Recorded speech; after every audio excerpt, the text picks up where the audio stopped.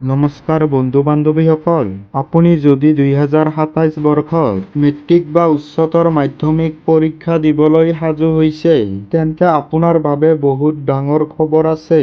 এতিয়াৰে পৰা অসমত ছেবা বা এছএছচি বুলি কোনো সুকীয়া বৰ্ড নাথাকে। চৰকাৰে এই দুখন বৰ্ডক একগোট কৰি বনাই দিছে এটা নতুন বৰ্ড, ASSEB। ইয়াৰ অৰ্থ হ'ল Assam state school education board.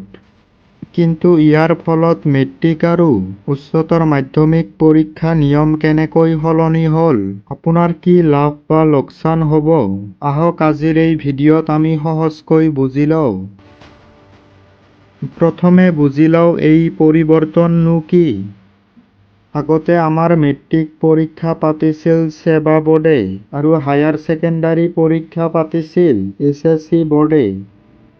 কিন্তু এতিয়াৰে পৰা ক্লাছ 1ৰ পৰা ক্লাছ 12 লৈকে সকলো পৰীক্ষা কেৱল ASSEB বৰ্ডে পৰিচালনা কৰিব। ইয়াৰ ফলত তিনিটা ডাঙৰ প্ৰভাৱ পৰিব।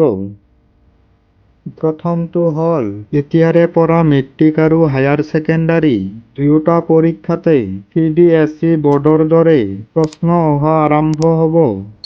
অৰ্থাৎ কেৱল প্ৰশ্ন মুখস্থ কৰিলেই নহ'ব, প্ৰতিটো বিষয়তে প্ৰচুৰ পৰিমাণে MCQ আৰু চুটি প্ৰশ্ন থাকিব।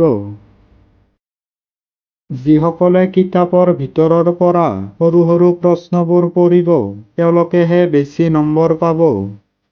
দ্বিতীয় নম্বৰটো হ'ল, নতুন বৰ্ড গঠন হোৱাৰ পিছত 5 নম্বৰ ক্ষেত্ৰতো সমতা আনিবলৈ চেষ্টা কৰা হৈছে। এতিয়াৰে পৰা আপুনি প্ৰতিটো বিষয়তে পাছ কৰিবলৈ ন্যূনতম 33% নম্বৰ পাবই লাগিব। থিয়ৰী আৰু প্ৰেক্টিকেল থকা বিষয়বোৰত দুয়োটাতে সুকীয়াকৈ পাছ কৰাটো বাধ্যতামূলক কৰা হৈছে।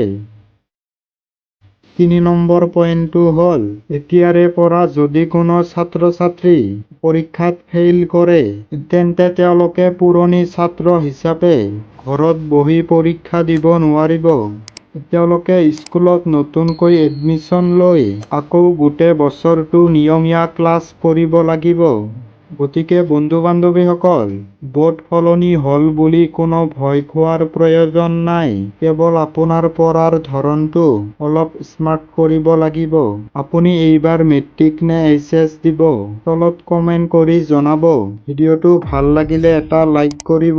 আপোনাৰ বন্ধুবৰ্গৰ লগত ভিডিঅ'টো শ্বেয়াৰ কৰিব নাপাহৰিব। পৰৱৰ্তী ভিডিঅ' পাবৰ বাবে চেনেলটো ছাবস্ক্ৰাইব কৰিব। ধন্যবাদ।